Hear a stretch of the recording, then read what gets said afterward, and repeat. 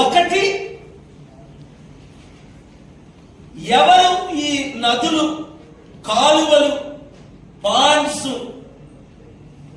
Occupy చేశారు అంటే రాజకీయ నాయకులు.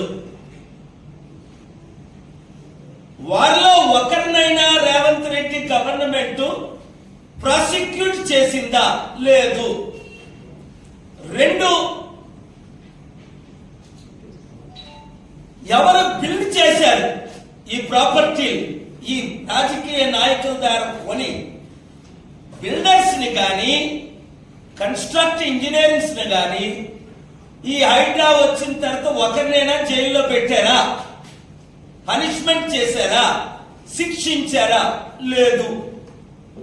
మూడు, కలెక్టర్లు, officers, revenue officers, planning officers అందరూ ఎంతో మంది పర్మిషన్లు ఇచ్చారు ఈ కట్టడానికి. ఒక్కరినైనా శిక్షించారా? లేదు.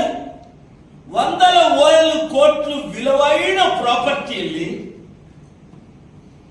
ముఖ్యంగా నాగార్జున లాంటి, పల్లవరాజు లాంటి ఆంధ్ర నుంచి వచ్చి ఇక్కడ సెటిల్ అయిన వారిని ఫోకస్ చేస్తున్నారు, టార్గెట్ చేస్తున్నారని ఆరోపణలు. ఎవరైనా సరే చట్టానికి ఎవరు గొప్పవారు కాదు. రేవంత్ రెడ్డి కూడా చట్టానికి లోబడి ఉండవలసిందే. సరి అయిన సమయానికి నోటీసులు ఇచ్చారా? లేదు. నోటీసులు ఇచ్చిన తర్వాత సమయం ఇచ్చారా? వాళ్ళ విలువైన పాత్రలేంటి, ఫోటోలేంటి, మెమరీస్ ఏంటి, సర్టిఫికెట్స్ ఏంటి?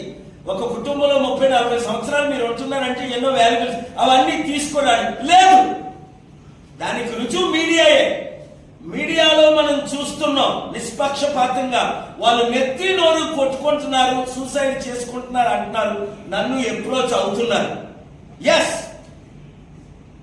హైడ్రా తీసుకురావడం మంచిదే, కానీ చట్ట విరుద్ధంగా దాన్ని ఇంప్లిమెంట్ చేయడం చట్టానికి విరుద్ధమనే నేను ఈ రోజు ఆనరబుల్ హైకోర్టుని, సుప్రీంకోర్టుని అప్రోచ్ అవుతున్నాను. ఆ ప్రొసీజర్ రైట్ కాదని వాళ్ళు ఒప్పుకొనే ఆ జీవోని ఇప్పుడు ఎమెండ్ చేస్తున్నారు. మరి ఇప్పుడు వరకు జరిగిన అన్యాయం ఎవరు బాధ్యులు? రేవంత్ రెడ్డా? తెలంగాణ గవర్నమెంట్ 8 లక్షల కోట్ల అప్పు ఉన్నది. ఎవరు ప్రశ్నిస్తారు ఈ విధంగా? కేసీఆర్, కేటీఆర్ మాట్లాడితే ఇది రాజకీయం అని అందరికీ తెలుసు. అక్కడేమో లడ్డూ వివాదం 3 నెలల కిందట తెలిస్తే ఇప్పుడు దొంగ చచ్చిన 6 నెలలకు కుక్క మొరిగిందని